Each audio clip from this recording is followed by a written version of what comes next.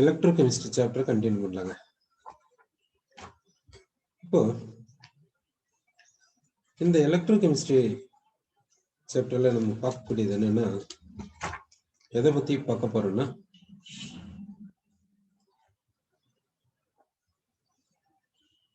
கரண்ட்டை யூஸ் பண்றதுக்கு இப்போ நமக்கு கரண்ட்டை எப்படியெல்லாம் யூஸ் பண்றோம்ன்றதுல நமக்கு கரண்ட் தேவைன்னா அதை எப்படி நம்ம தயாரிச்சுக்கிறது போர்ட்டபிளா அன்ட்டு பார்க்க போறோம். அதாவது ஒன் ஃபார்ம் ஆஃப் எனர்ஜி இன்னொரு ஃபார்ம் ஆஃப் எனர்ஜியை தான் மாற்ற முடியும். அப்படின்னா நமக்கு எலக்ட்ரிக்கல் எனர்ஜி வேணும்னா எந்த எனர்ஜி எலக்ட்ரிக்கல் எனர்ஜியா மாத்திக்கிறது. ஒரு பாசிபிலிட்டி என்னன்னா, பொட்டன்ஷியல் எனர்ஜி எலக்ட்ரிக்கல் எனர்ஜியா மாற்ற முடியும். அதான் அந்த dam, water dam. Chemical energy electrical எனர்ஜியா மாற்ற முடியும். கெமிக்கல் எனர்ஜி எலக்ட்ரிக்கல் எனர்ஜியா மாற்ற முடியும்னா த்ரூ கெமிக்கல் ரியாக்ஷன். அடுத்து கம்பஷன். கம்பஷன்னா பர்னிங், எரியுதுன்னு வச்சுக்கோங்க. ஏதாவது சப்ஸ்டன்ஸ் எரியுதுன்னா அந்த ஃபியூயல் எனர்ஜி எலக்ட்ரிக்கல் எனர்ஜியா மாற்ற முடியும். இப்படி எலக்ட்ரிக்கல் எனர்ஜிஸ் எல்லாம் கன்வெர்ட் பண்றோம். அடுத்து ஆட்டம் பிரேக் பண்ணா, ஆட்டம்ல இருக்கக்கூடிய நியூக்ளியஸை பிரேக் பண்ணா நமக்கு கிடைக்கக்கூடிய எனர்ஜியை வச்சு எலக்ட்ரிக்கல் எனர்ஜியை ப்ரிப்பேர் பண்றோம்.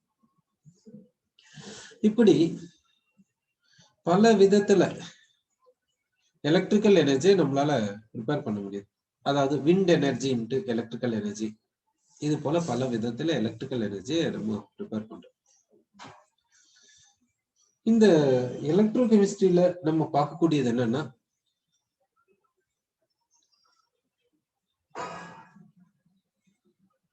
கெமிக்கல் எனர்ஜி எலக்ட்ரிக்கல் எனர்ஜியை எப்படி மாத்துறது நம்ம பார்க்கறோம். இந்த எலக்ட்ரோகெமிஸ்ட்ரி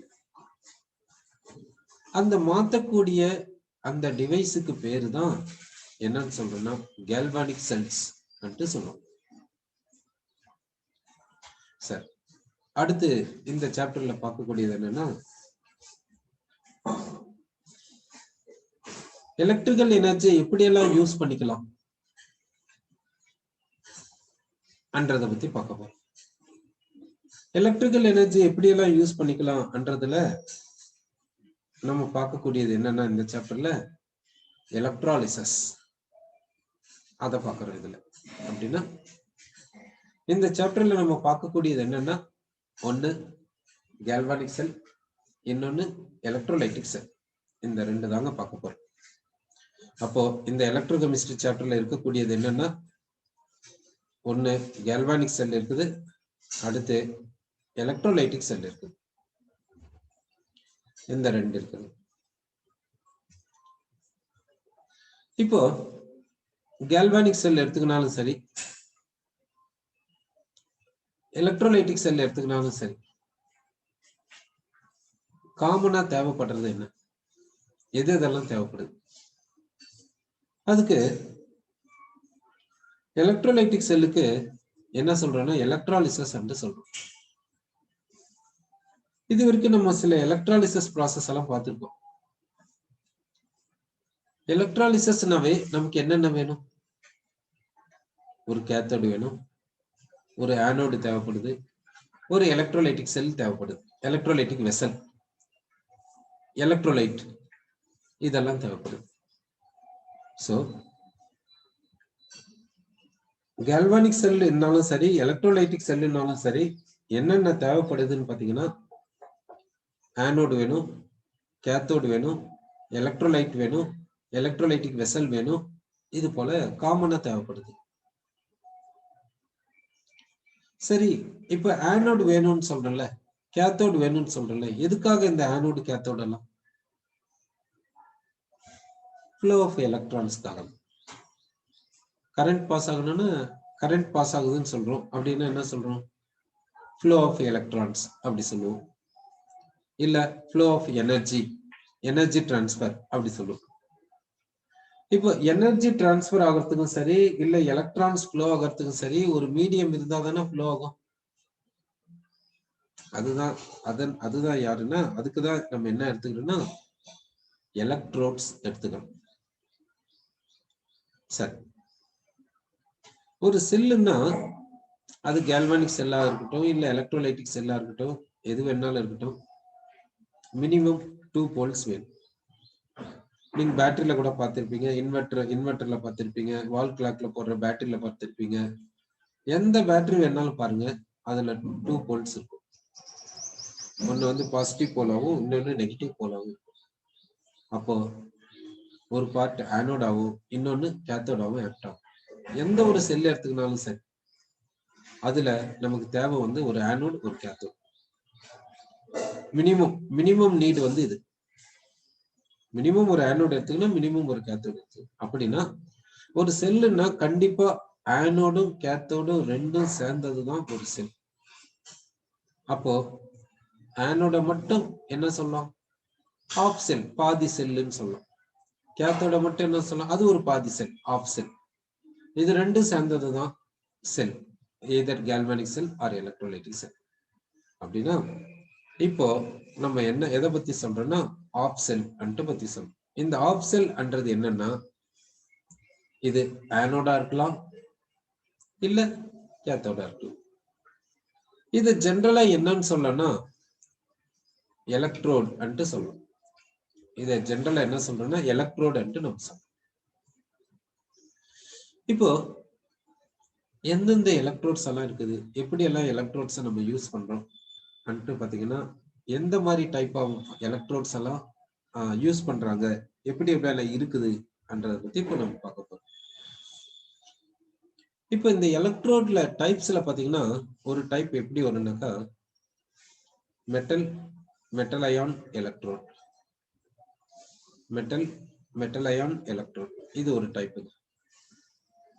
மெட்டல் அயான் எலக்ட்ரோட், அதாவது டைப்ஸ் ஆஃப் எலக்ட்ரோட்ஸ்ல இது ஒரு டைப். மெட்டல் அயான் எலக்ட்ரோட் அப்படின்னா, இப்ப மெட்டல் எடுத்துக்கணும், அதனுடைய மெட்டல் அயான் எடுத்துக்கணும். இப்ப metal, for example zinc. Metal ion, இந்த மெட்டல் வந்து மெட்டல் அயானா எக்ஸிஸ்ட் ஆகுதுன்னா என்ன அயானா எக்ஸிஸ்ட் ஆகும்? ஜிங்க் வந்து என்ன அயானா காமிக்கும்? ஜிங்க் வரக்கூடிய ஃபேமிலி என்ன? ஜிங்க் ஃபேமிலி என்ன? ஜிங்க் ஃபேமிலி என்னன்னா ஜிங்க், கேட்மியம், மெர்குரி, காப்பர்னேஷியம். இப்ப ஜிங்க் ஃபேமிலி எலிமெண்ட்ஸ் நம்ம பார்த்திருக்கோம். இந்த ஜிங்க் ஃபேமிலி எலிமெண்ட்ஸ் கொடுக்கக்கூடிய ஆக்சிடேஷன் ஸ்டேட்ஸ் பாத்தீங்கன்னா என்ன இருக்குன்னா, ஜிங்க் வந்து +2 மட்டும்தான் காமிக்கும், வேற எதையும் காமிக்காது. கேட்மியம் வந்து +2 மட்டும்தான் காமிக்கும், வேற எதையும் காமிக்காது. மெர்குரி பாத்தீங்கன்னா +1 காமிக்கும், +2 காமிக்கும். அப்போ ஜிங்க் ஃபேமிலி எலிமெண்ட்ஸ்ல ஜிங்க் காமிக்கக்கூடிய ஒரே ஒரு ஆக்சிடேஷன் நம்பர் என்னன்னு பாத்தீங்கன்னாக்கா +2 ஆக்சிடேஷன் நம்பர். சரி, அப்போ இங்க மெட்டல் அயான் எடுத்தாச்சு, Zn2+. இப்போ இந்த ஜிங்க்குக்கு பிசிக்கல் ஸ்டேட் என்னன்னா சாலிட். இந்த ஜிங்க் அயானை எப்படி எடுத்துக்கிறீங்கன்னா ஆக்வஸ் சொல்யூஷனா எடுத்துக்கோங்க. அப்போ இந்த ஜிங்க் மெட்டல் ராட இந்த ஆக்வஸ் சொல்யூஷன்ல டிப் பண்ணுங்க. இது என்னன்னு சொல்லணும்னாக்கா மெட்டல் அயான் எலக்ட்ரோட் அப்படி சொல்லலாம். அப்ப என்ன சொல்லணும்னா aqueous solution of zinc ion எடுத்துக்கலாம். இப்போ இங்க வந்து aqueous solution of zinc ion எடுத்துக்கிறோம். இந்த சொல்யூஷன் எடுத்துக்கோங்க. இங்க இதுல என்ன பண்றீங்கன்னா ஜிங்க் ராட டிப் பண்ணுங்க. இப்படி ஜிங்க் ராட டிப் பண்ணுங்க. சோ இங்க என்ன எடுத்துக்கிறீங்கன்னா ஆக்வஸ் சொல்யூஷன் ஆஃப் ஜிங்க் எடுத்துக்கிறீங்க. இதுல என்ன டிப் பண்றீங்கன்னா ஜிங்க் ராட டிப் பண்றீங்க. இது வந்து it is acting as an electrode. இதை வந்து ஒரு ஆஃப் செல் என்று சொல்லலாம். இது என்னன்னு சொல்லணும்னா ஆஃப் செல் என்று சொல்லலாம். இதை ஒரு எலக்ட்ரோட் என்று சொல்லலாம். இந்த எலக்ட்ரோடு எந்த கேட்டகரியில வருதுன்னா மெட்டல் அயான் எலக்ட்ரோட் என்று சொல்றது. இது வந்து என்னன்னு சொல்றேன்னா மெட்டல் அயான் எலக்ட்ரோட் அப்படி சொல்றோம். இப்போ இத இன்னொன்னு சிம்பிளா எப்படி சொல்றேன்னா, இங்க ஜிங்க் மெட்டல் இருக்கனால இது என்னன்னு சொல்றேன்னா ஜிங்க் எலக்ட்ரோட் அப்படி சொல்லிடும். Zinc electrode. இப்போ காப்பர் எலக்ட்ரோடு வேணும். அப்ப என்ன பண்ணலாம்? காப்பர் எலக்ட்ரோடு வேணும்னா எதை எதுல டிப் பண்ணலாம்? இந்த ஜிங்க் மெட்டல் ராடுக்கு பதிலா காப்பர் மெட்டல் ராடு எடுத்துக்கலாம். ஜிங்க் அயானுக்கு பதிலா காப்பர் அயான் எடுத்துக்கலாம். சரி, இப்போ காப்பர் எலக்ட்ரோடு வேணும்னா என்ன செய்யறோம்னா, இங்க காப்பர் ராடு எடுத்துக்கிறோம், இங்க காப்பர் அயான் எடுத்துக்கிறோம். காப்பர் அயான் அதுக்கு என்ன சார்ஜ்,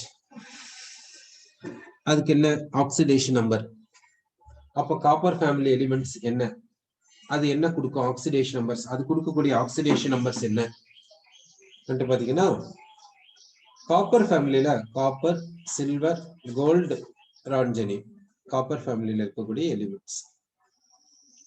காப்பர் வந்து என்ன ஆக்சிடேஷன் நம்பர் கொடுக்கும்னா +1 கொடுக்கும், +2 கொடுக்கும். சில்வர் என்ன கொடுக்கும்னா +1 கொடுக்கும், +2 கொடுக்கும். கோல்டு கொடுக்கக்கூடியது +1 +3. இதுல காப்பர் வந்து +1 காமிக்குமா +2 காமிக்குமானா ரெண்டுமே தான் கொடுக்கும். இப்போ அப்படின்னா காப்பர் வந்து +1 காமிக்குது, +2வையும் காமிக்குது. காப்பர் +1 சிம்பிள் சால்ட்ஸ் எடுத்துக்கலாம். காப்பர் +1 சிம்பிள் சால்ட்ஸ் எடுத்துக்கிட்டீங்கன்னா இது ஆல்மோஸ்ட் வாட்டர்ல இன்சாலுபிளா தான் இருக்கும். காப்பர் +1 சிம்பிள் சால்ட்ஸ் எடுத்துக்கிட்டீங்கன்னா அது வாட்டர்ல வந்து இன்சாலுபிளா தான் இருக்குதுன்னு நம்ம சொல்றோம்.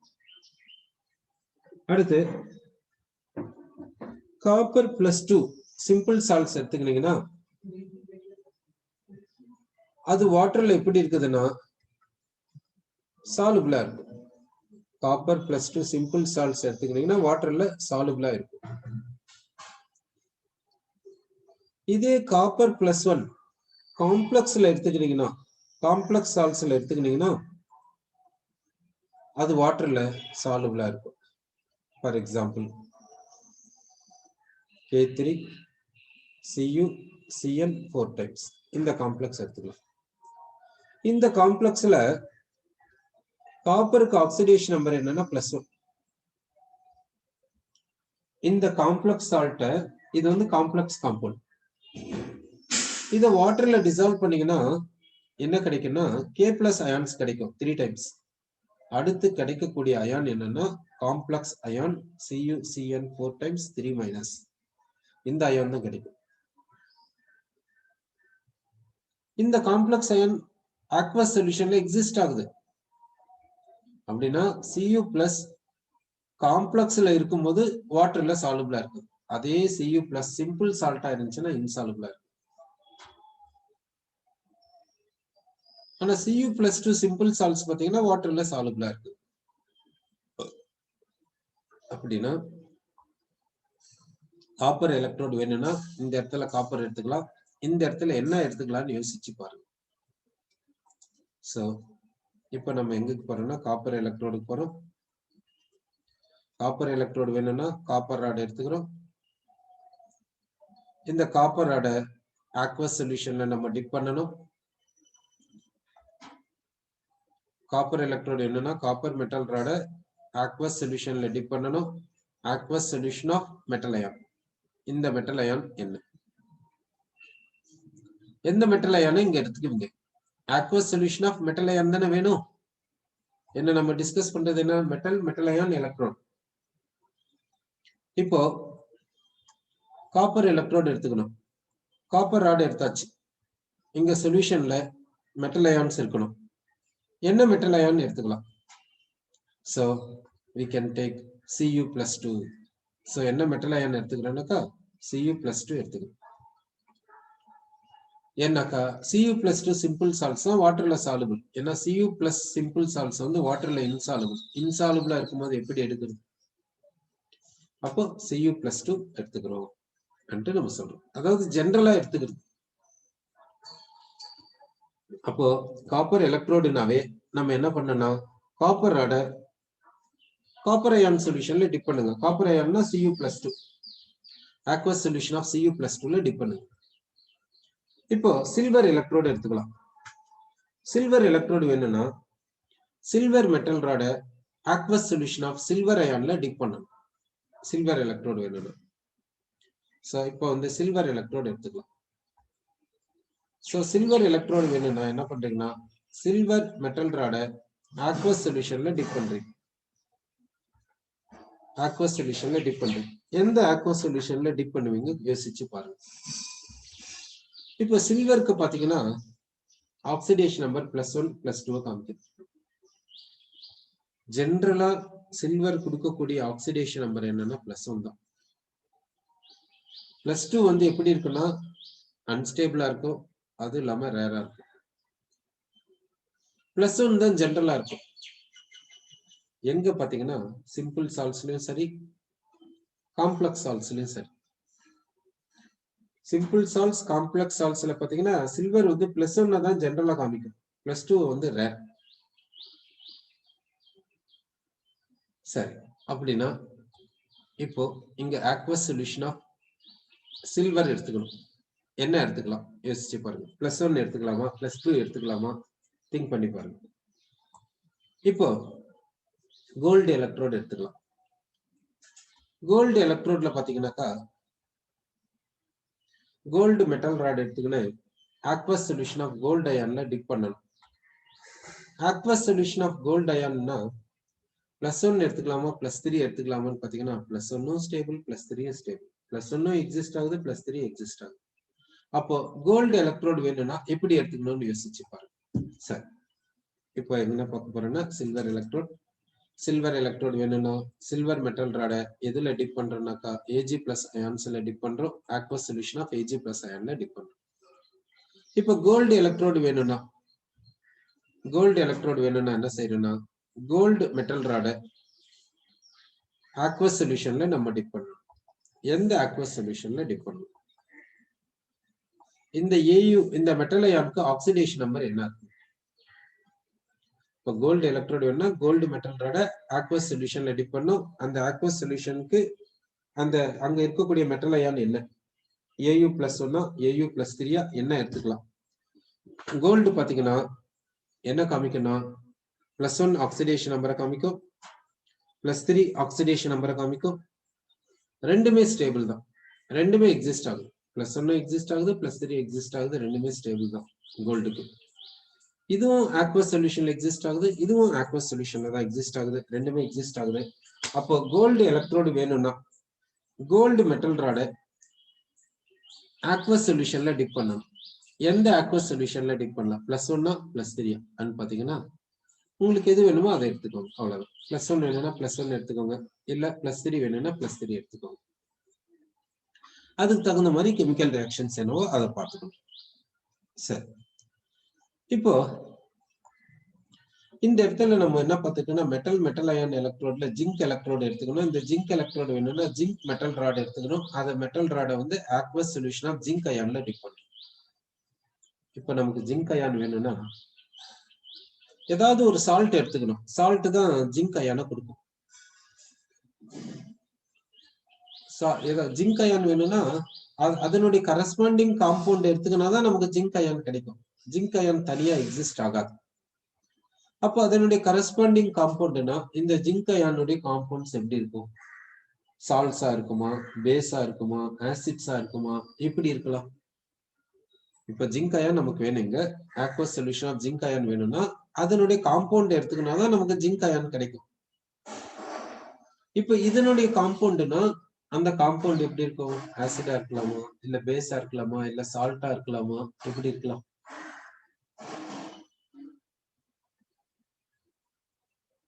பாத்தீங்கன்னா இப்ப இது கொடுக்கக்கூடிய காம்பவுண்ட்ஸ் என்ன அதை பார்க்கலாம். இது கொடுக்கக்கூடிய காம்பவுண்ட்ஸ் யாரோட இது காம்பவுண்ட்ஸ் ஃபார்ம் பண்ணும்? இது வந்து மெட்டல். இந்த மெட்டல் ஃபார்ம் பண்ணக்கூடிய காம்பவுண்ட்ஸ் என்ன பாத்தீங்கன்னா மெட்டல் வந்து நான் மெட்டலோட தானே காம்பவுண்ட்ஸ் ஃபார்ம் பண்ணும். சரி, அப்போ ஜெனரலா மெட்டல் வந்து நான் மெட்டலோட காம்பவுண்டா ஃபார்ம் பண்ணும். சரி, அந்த நான் மெட்டல் அப்படின்னு பார்க்கும்போது ஆக்சிஜனா இருந்தா அது ஆக்சைடுன்னு சொல்லுவோம். இது ஹைட்ராக்சைடா இருந்தா ஆக்சிஜன் அண்ட் ஹைட்ரஜனா இருந்தா ஹைட்ராக்சைடுன்னு சொல்லலாம். இது குளோரினா இருந்தா அந்த காம்பவுண்ட குளோரைடுன்னு சொல்லலாம். அதாவது ஜெனரலா ஹாலைடுன்னு சொல்றோம். இது நைட்ரஜனா இருந்தா அந்த காம்பவுண்ட நைட்ரைடு என்று சொல்லலாம்.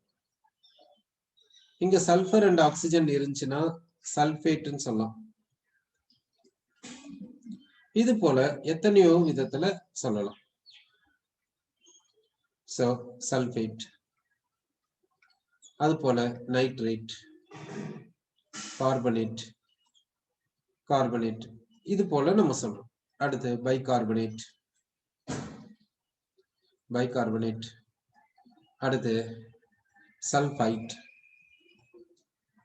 சல்பைட், அடுத்து என்ன சொல்லலாம் சல்பைடு, சல்பைடு, இது போலலாம் சொல்றேன். நைட்ரைட், அசட்டேட், இது போலலாம் சொல்லியிருக்கலாம். அப்போ இந்த இடத்துல நம்ம என்ன பண்ணோம்னா ஜிங்க் அயான் வேணும்னா இதனுடைய காம்பவுண்ட் எடுத்துக்கணும். என்ன காம்பவுண்ட் எடுத்துக்கலாம்? எந்த காம்பவுண்டை எடுக்கலாம்? இப்போ ஒரு பாசிபிலிட்டி என்னன்னா zinc oxide. Zinc oxide formula இது. இந்த ஜிங்க் ஆக்சைடு வந்து எப்படி இருக்குன்னா, இந்த ஜிங்க் ஆக்சைடை வாட்டர்ல டிசால்வ் பண்ணிக்கலாம். வாட்டர்ல டிசால்வ் பண்ணிக்கினீங்கன்னா உங்களுக்கு ஜிங்க் அயான் கிடைக்கும். சரி, அப்போ ஜிங்க் ஆக்சைடை எடுத்துக்கணும். இந்த ஜிங்க் ஆக்சைடு என்ற காம்பவுண்டை எடுத்துக்கோங்க, வாட்டர்ல டிசால்வ் பண்ணிக்கோங்க. உங்களுக்கு ஜிங்க் அயன் கிடைக்கும்னா கண்டிப்பா கிடைக்கும். சரி, இப்போ ஜிங்க் ஆக்சைடு எடுத்தாச்சு, வாட்டர்ல டிசால்வ் பண்ணியாச்சு, ஜிங்க் அயான் கிடைச்சிச்சு. சோ நமக்கு தேவை என்ன? Zinc ion. ஜிங்க் அயான் கிடைச்சிச்சு. இப்போ ஆனியான் என்ன இருக்கும்? என்ன ஆனியான் இருக்கலாம்? இப்போ ஜிங்க் ஆக்சைடை நீங்க வாட்டர்ல டிசால்வ் பண்றீங்க, டிசால்வ் பண்ணீங்கன்னா ஜிங்க் அயான் கிடைக்குது, கேட்டியான். ஆனியான் இருக்கணும்ல, அந்த ஆனியான் என்ன? என்ன ஆனியான் இருக்கும்னு பாத்தீங்கன்னா நல்லா கவனிச்சுக்கோங்க. எந்த ஒரு மெட்டல் ஆக்சைடை நீங்க வாட்டர்ல டிசால்வ் பண்ணாலும் சரி, அது என்ன கொடுக்கும்னா மெட்டல் அயான்ஸை கொடுக்கும். அடுத்து அது கொடுக்கக்கூடியது ஹைட்ராக்சைடு, ஆக்சைடை கொடுக்காது. ஏன்னா oxide is strongly basic in water.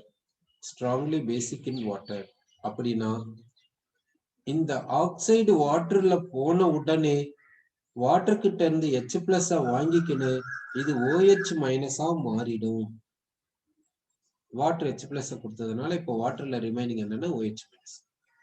அப்படின்னா ஆக்சைடு வாட்டர்ல எக்ஸிஸ்ட் ஆகுமா, எக்ஸிஸ்ட் ஆகாதா கேட்டா என்ன சொல்றது? இது எக்ஸிஸ்ட் ஆகாதுன்னு தான் சொல்லணும். ஆக்சைடு வந்து வாட்டர்ல எக்ஸிஸ்ட் ஆகாது. ஏன் எக்ஸிஸ்ட் ஆகாது? இது வந்து ஸ்ட்ராங்லி பேசிக்.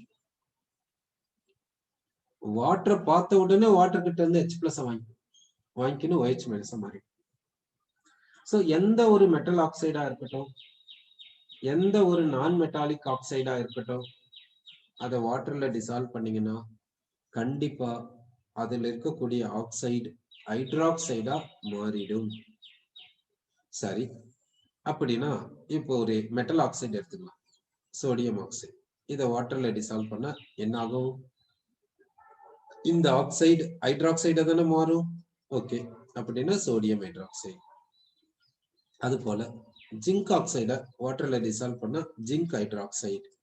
சரி, ஜிங்க் ஹைட்ராக்சைடு சொல்லிட்டு மெட்டல் ஆக்சைடை வாட்டர்ல டிசால்வ் பண்ணா மெட்டல் ஹைட்ராக்சைடு கிடைக்குது.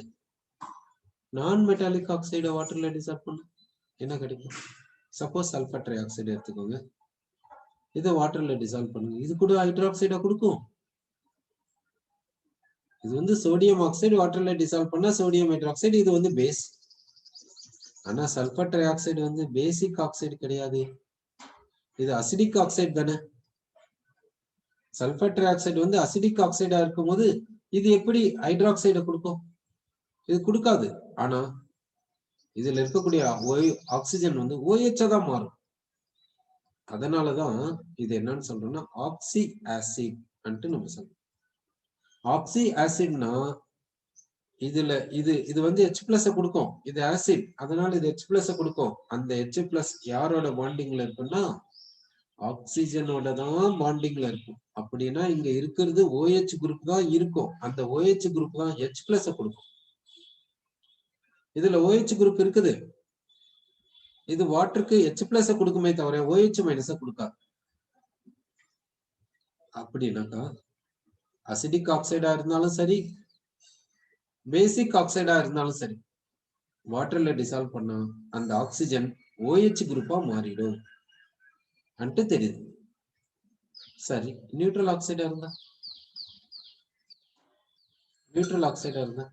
ஃபார் எக்ஸாம்பிள் கார்பன் மோனாக்சைடு, இதை வாட்டர்ல டிசால்வ் பண்ண என்ன ஆகும்? இது வந்து பேசிக் ஆக்சைடு, இதை வாட்டர்ல டிசால்வ் பண்ண ஆக்சைடு வந்து ஹைட்ராக்சைடா மாறிடுச்சுன்னு சொன்னோம். இது அசிடிக் ஆக்சைடு, இதுல இருக்கக்கூடிய ஆக்சிஜன் வந்து இதுவும் OH குரூப்பா தான் மாறிடுச்சு அன்ட்டு சொல்றோம். ஆனா அந்த OH குரூப் வந்து OH மைனஸா எக்ஸிஸ்ட் ஆகாது, அது H பிளஸ் தான் கொடுக்கும் சொல்றோம். இப்போ இது நியூட்ரல் ஆக்சைடு, கார்பன் மோனாக்சைடுன்றது நியூட்ரல் ஆக்சைடு. இதை வாட்டர்ல டிசால்வ் பண்ண இது என்ன பண்ணும்? இது ஒண்ணுமே ஆகாது, just it is in the form of dissolved state, அவ்வளவுதான். அப்படின்னா அது என்ன டிசால்வ்டு ஸ்டேட் அப்படின்னா, இந்த CO என்ன பண்ணுனா இப்படிதான் இருக்கும். இந்த CO வந்து இது போல இருக்கும். இதனுடைய சரௌண்டிங்ல அப்படியே வாட்டர் மாலிகுல்ஸ், வேற ஒண்ணுமே கிடையாது. இது ஒண்ணுமே ஆகாது. இந்த CO வந்து வாட்டரோட கெமிக்கல் ரியாக்ஷனுக்கு போகாது. இங்க ஆசிட் பேஸ் நியூட்ரலைசேஷன் நடக்காது. கார்பன் மோனாக்சைடுக்கும் வாட்டருக்கு இடையில எந்த ஒரு கெமிக்கல் ரியாக்ஷனும் நடக்கல. H பிளஸ் டிரான்ஸ்பர் அது போல எதுவுமே நடக்கல. என்ன நடக்குது? கார்பன் மோனாக்சைடு ஜஸ்ட் வாட்டருக்குள்ள போயிடுச்சு, அவ்வளவுதான். அப்படின்னா கார்பன் மோனாக்சைடுடைய சரௌண்டிங்ல என்ன இருக்குன்னா வாட்டர் மாலிகுல்ஸ் இருக்கு, அவ்வளவுதான். அதாவது இது என்னன்னு சொல்லணும், just it is dissolved in water, அவ்வளவுதான். அதே போல NO நைட்ரிக் ஆக்சைடு, இதுவும் நியூட்ரல் ஆக்சைடு தான். இதுவும் வாட்டர்ல என்ன பண்ணுனா just it is dissolved. N2O it is also just dissolved அப்படி சொல்றோம். சரி, இப்ப இந்த carbon monoxide gas neutral oxide தானே சொன்னீங்க. இப்ப இது நியூட்ரல் ஆக்சைடுனா இதனுடைய மீனிங் என்ன? இது ஆசிடோடைய ரியாக்ஷனுக்கு போகாது, பேஸோடைய ரியாக்ஷன் போகாது, அப்படிதானே? அப்படின்னா இந்த ரியாக்ஷன் என்னது, எதை பத்தி சொல்லுது? இந்த ரியாக்ஷனை பாருங்க.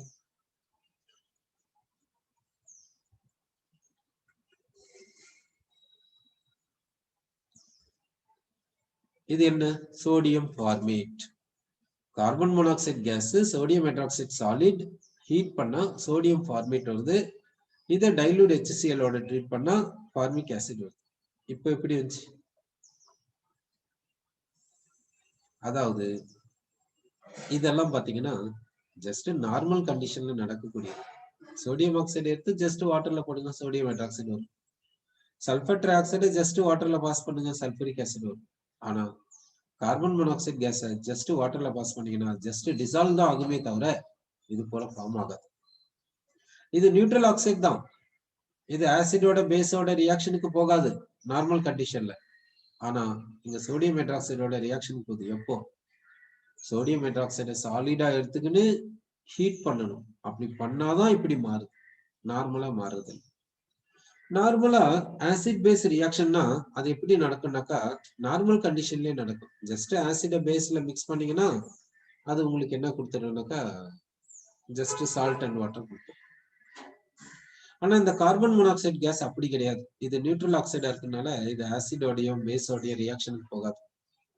எப்போ ரியாக்ஷனுக்கு போகுது? சோடியம் ஹைட்ராக்சைடோட ரியாக்ஷனுக்கு போகுதுன்னா இந்த மாதிரி, அதாவது எக்ஸப்ஷனல் கேஸ்ல தான் போகுது இது. சரி, ஓகே. இப்போ நமக்கு இங்க என்ன, இங்க ஜிங்க் எடுத்துக்கணும்ட்டு நம்ம சொன்னோம். இது வந்து ஜிங்க் எலக்ட்ரோட்னா ஜிங்க் ராட் எடுத்துக்கின்னு இங்க என்ன எடுத்துக்கலாம்னா aqueous solution of zinc ion வேணும். ஜிங்க் அயான் வேணும்னா என்ன எடுத்துக்கலாம்னா நீங்க ஜிங்க் ஆக்சைடு எடுத்துக்கோங்க. ஜிங்க் ஆக்சைடு எடுத்து வாட்டர்ல டிசால்வ் பண்ணீங்கன்னா உங்களுக்கு என்ன கிடைக்கும்னா zinc ions and hydroxide ions கிடைக்கும். இப்படி எடுத்துக்கிட்டீங்கன்னா நீங்க எலக்ட்ரோலைட்டை பேசிக் கண்டிஷன்ல எடுத்துக்கிட்டீங்கன்னு மீனிங்.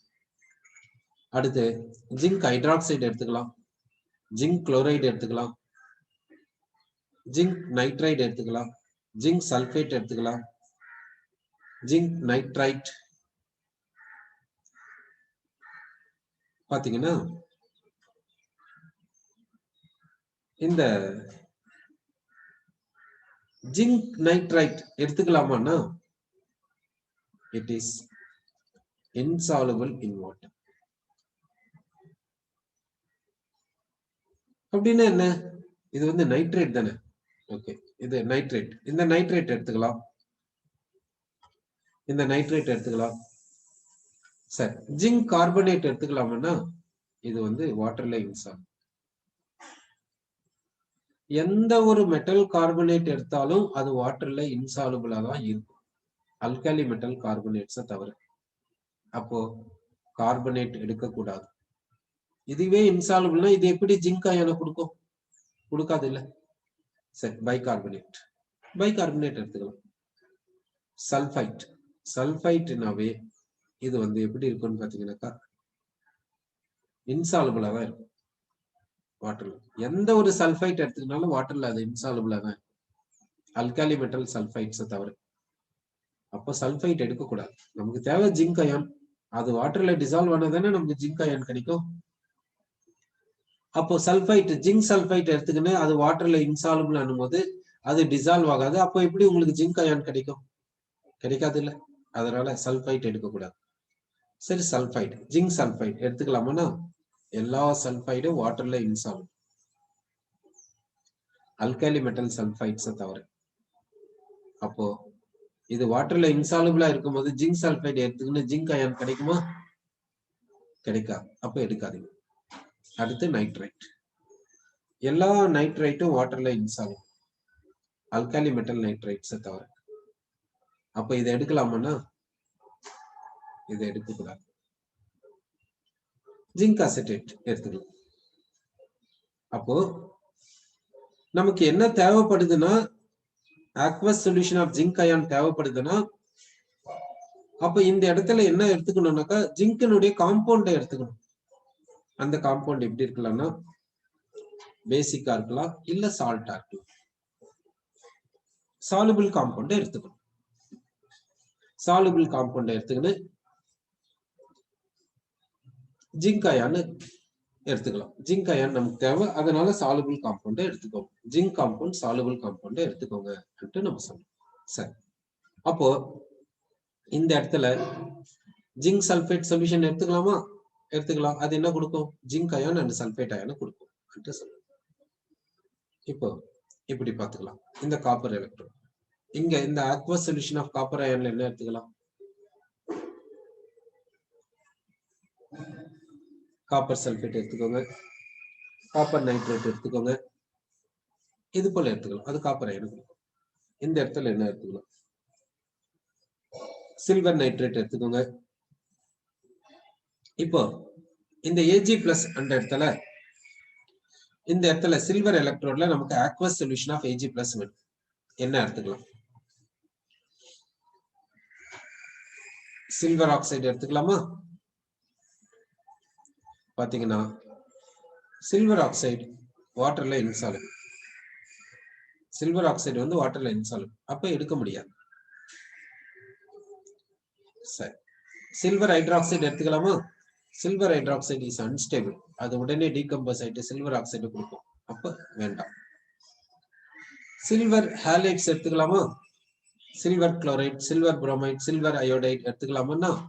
சில்வர் ஹாலைட்ஸ் வந்து வாட்டர்ல இன்சாலுபிள்.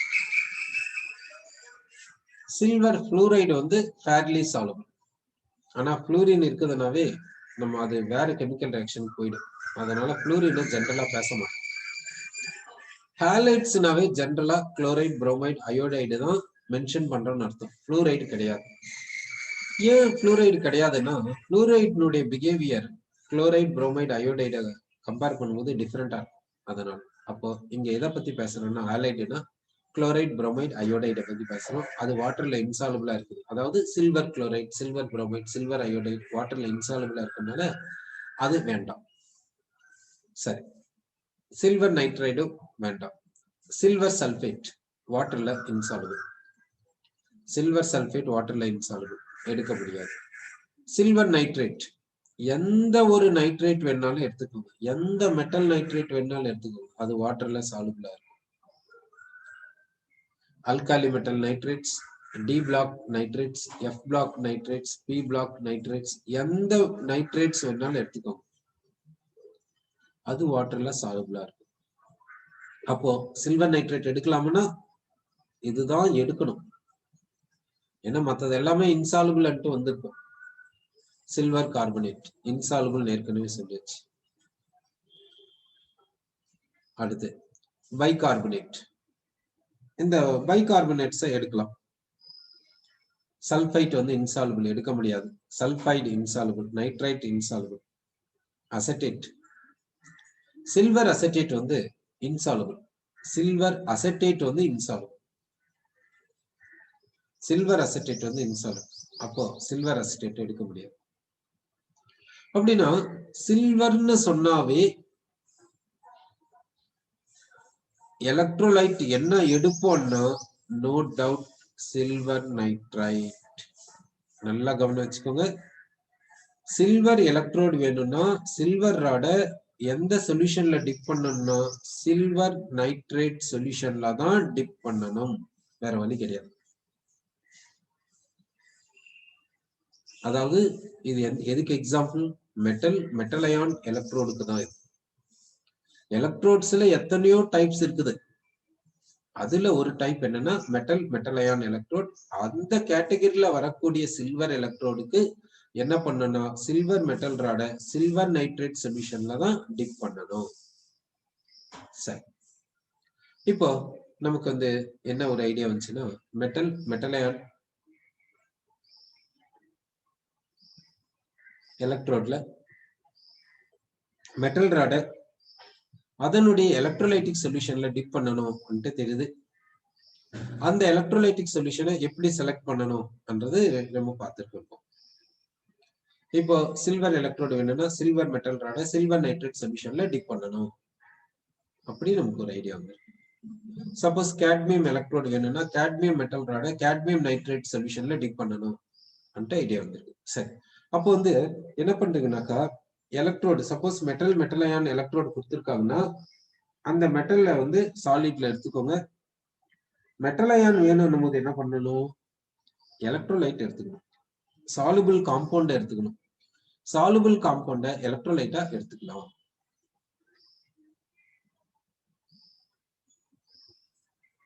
ஓகே, இப்போ எலக்ட்ரோட நம்ம எலக்ட்ரோட எப்படி அரேஞ்ச் பண்றதுன்னு தெரிஞ்சு போயிடுச்சு. இப்போ இந்த எலக்ட்ரோடு ஆனோட ஆக்ட் ஆச்சுன்னா எப்படி கெமிக்கல் ரியாக்ஷன் நடக்கும், கேத்தோட ஆக்ட் ஆச்சுன்னா எப்படி கெமிக்கல் ரியாக்ஷன் நடக்கும் பார்க்க போறோம். இப்போ அதுக்கு என்ன எடுத்துக்கலாம்னா, ஒரு எக்ஸாம்பிள் ஜிங்க் எலக்ட்ரோடு எடுத்துக்கலாம். இப்போ இந்த ஜிங்க் எலக்ட்ரோடு வேணும்னா என்ன செய்யணும், இந்த ஜிங்க் மெட்டல் ராட ஜிங்க் சல்பேட் சொல்யூஷன்ல டிப் பண்ணிடணும். இது ஒரு எக்ஸாம்பிள், அவ்வளவுதான். இங்க என்ன பண்றீங்கன்னா zinc sulphate solution, zinc sulphate solution தான் எடுக்கணும்னு அவசியம் கிடையாது. ஜிங்க் நைட்ரேட் சொல்யூஷன் எடுத்துக்கலாம், ஜிங்க் குளோரைட் சொல்யூஷன் எடுத்துக்கலாம், இது போல எது வேணாலும் எடுத்துக்கலாம். ஆனா நீங்க என்ன எலக்ட்ரோலைட் எடுத்துக்கிறீங்கன்னு பாருங்க, கேட்டையான் எப்படி இருக்கோ ஆனியான் எப்படி இருக்கோ அதை எல்லாத்தையும் வெரிஃபை பண்ணிக்கணும். சரி, இப்போ இந்த ஜிங்க் எலக்ட்ரோடு என்னவா ஆக்ட் ஆகுதுன்னா, சப்போஸ் ஆனோட ஆக்ட் ஆகுது அப்படின்னா இங்க என்ன நடக்கும்னா, ஆனோடுனா ஆக்சிடேஷன் நடக்கும். இப்போ இங்க ஆக்சிடேஷனுக்கு யார் போவாங்க, இப்போ இந்த ஜிங்க் எலக்ட்ரோடு எடுத்தாச்சு. இந்த ஜிங்க் எலக்ட்ரோட்ல யார் யாரெல்லாம் இருக்காங்க, யார் யாரெல்லாம் ஆக்சிடேஷன் போவாங்க, என்னென்ன பாசிபிலிட்டிஸ் இருக்குது என்றதை பார்க்கலாம். கண்டிப்பா